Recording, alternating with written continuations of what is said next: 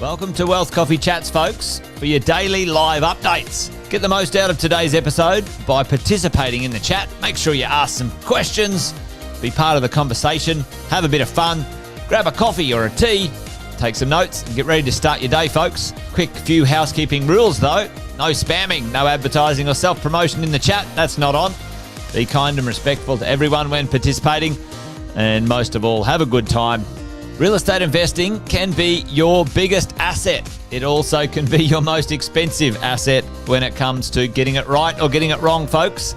It can be time-consuming, stressful, and that's why here at Positive, we have what's called a 6-star team, a full-service team that provides integrated wealth and property investing solutions and services simply designed to help you progress towards your goal of passive income through your property portfolio, folks. Make sure you check out our other podcasts on the Positive Mentor Network. Not only is there Wealth Coffee Chats, there's the Urban Property Investor. Drops every Wednesday with straight talking investing strategies and lessons with Sam Saggers. Property Investor Tales. This is where our clients, you guys, share real life stories from property investing, hosted by some of our advisors and strategists. And that's done every fortnight, dropping every Monday. Wealth, Wine and Wisdom, folks, that debriefs the week that was in the world of finance and property, hosted by yours truly, Jason Witten and Andy Fenton on Fridays. Welcome to another Wealth Coffee Chats. Marvellous Monday. Hope you're well, folks, wherever you are. If you think it's Get Rich Quick, you're in the wrong place. This is the wrong podcast. This is the wrong live for you. Welcome to another Wealth Coffee Chat. Hope you're all awesome and well. Morning, everybody. Welcome to another Finance Friday on Wealth Coffee Chat. As always, I like to start with a joke. But this was actually a quote that made me laugh as I was reading it earlier on this week. And it goes, "A bank is a place that will lend you money if you can prove that you don't need it." This quote was by Bob Hope. Funny yet realistic at the same time. So wanted to share that with everybody. Just wanted to say good evening to Kevin. Thanks for joining us. And also good morning, Jeff. 5 moved in with 5, then they were tenants. Oh. Not sure in regards to your comment there, Jeff, but if you want to elaborate, I can give some feedback if needed. Morning, Rosie. I wanted to actually start firstly just to give everybody an update on what's actually happening in terms of some of the fixed rates at the moment. Last week I said that fixed rates were dropping. They're continuing to drop. Obviously that means that there will most likely be some rate cuts in the near future. At this stage still, it looks like it'll be 2025 before that actually happens. One of the lowest rates available in the market at the moment is 4.99. Now, we haven't seen rates like this, since last year, since around June last year. What does that actually mean, and how does it actually help you? Now, I've been thinking about this over the last couple of days. In the past, when fixed rates were lower than variable rates, the conversation I had with my clients was, what kind of split do we actually want to set up so that you can take advantage of the split rate, because most of the split rates don't have a redraw or an offset facility. And working out what portion do you want as a variable and what portion do you want as a fix?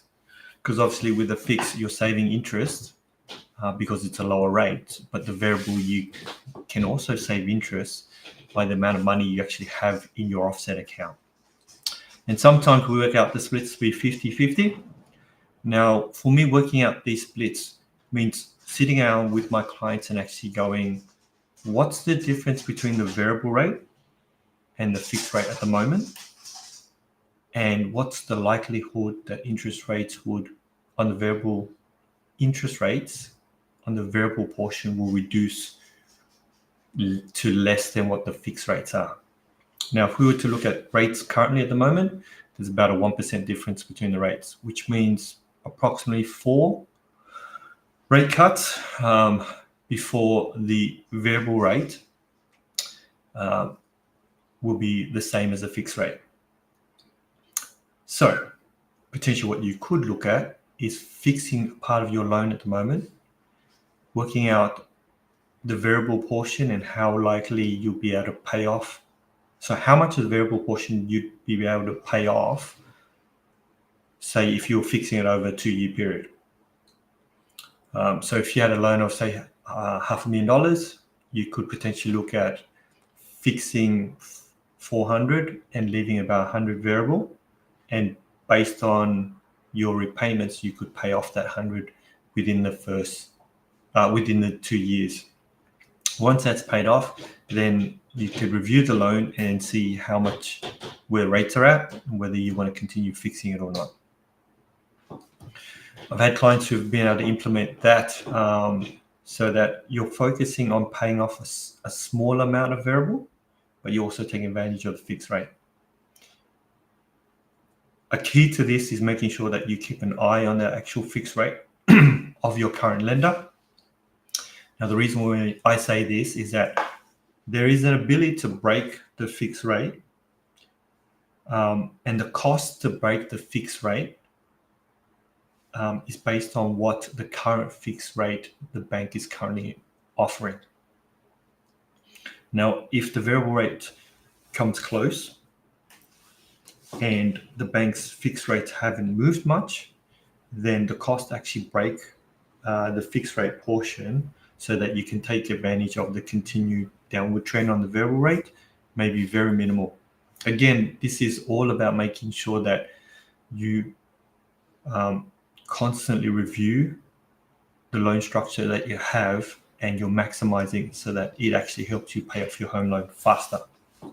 Now, the goal here is always to set up structures and processes so that we can actually pay off our home loan faster and then use the equity to accelerate our wealth creation. Something that I found really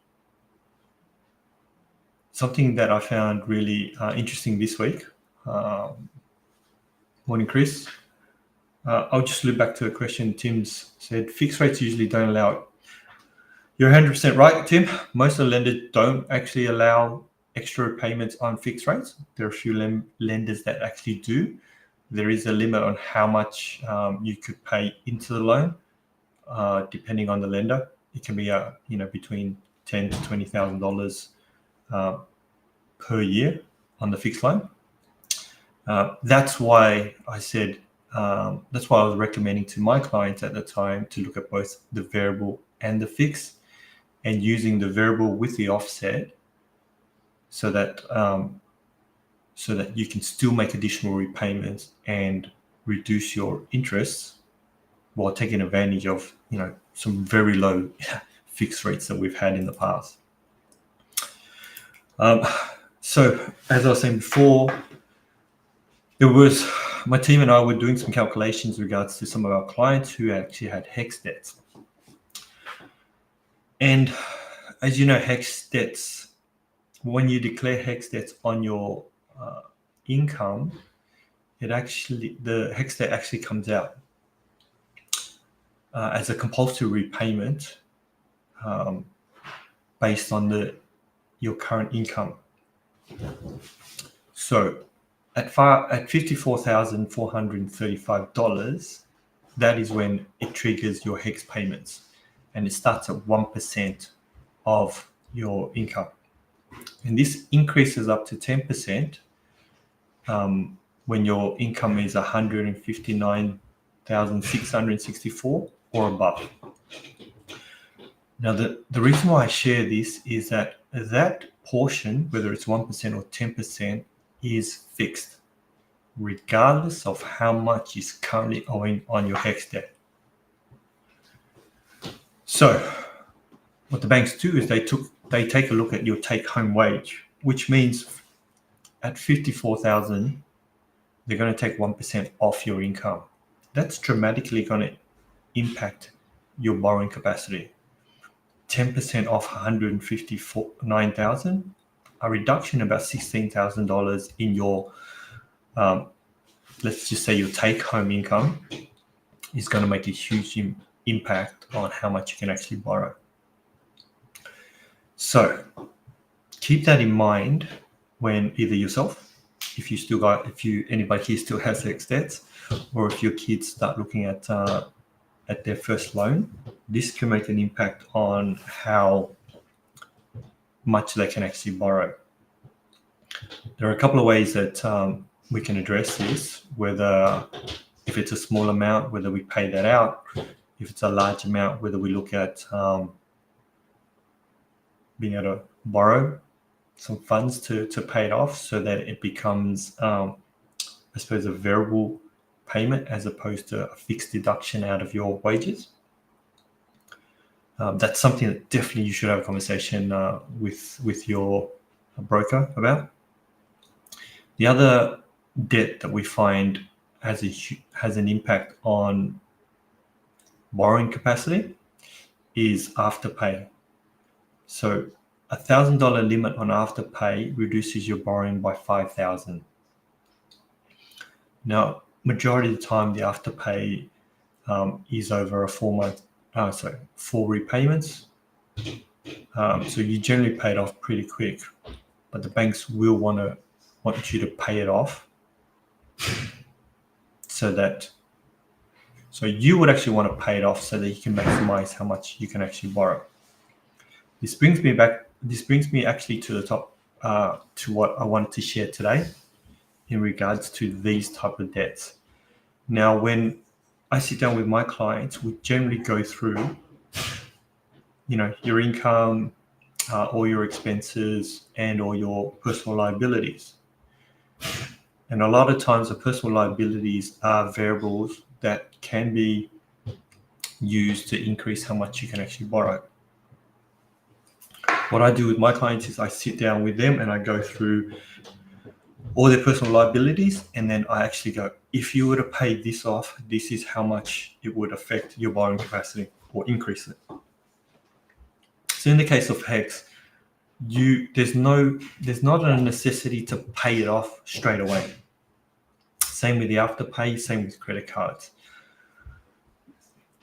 What you want to do is be able to understand that if these debts were paid off, how much more could you actually borrow?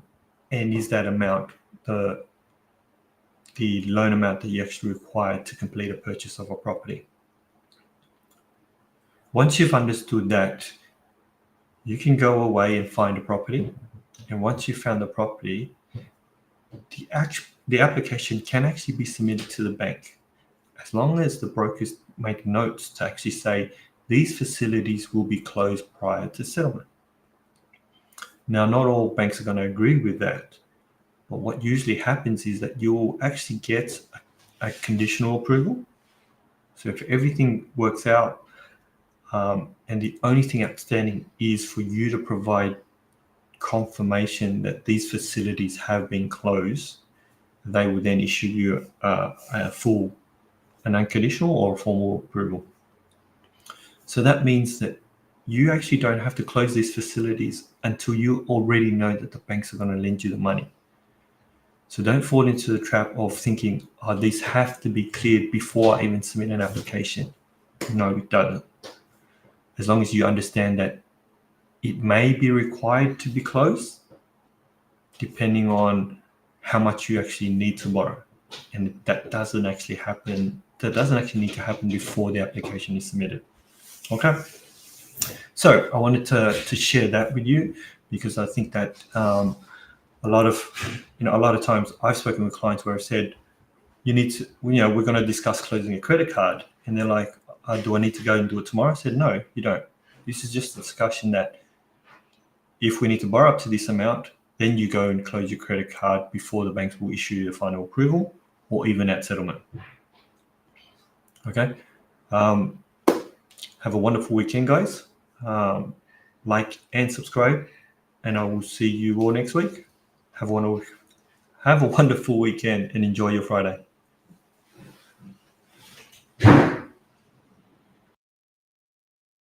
Episode of Wealth Coffee Chat, folks.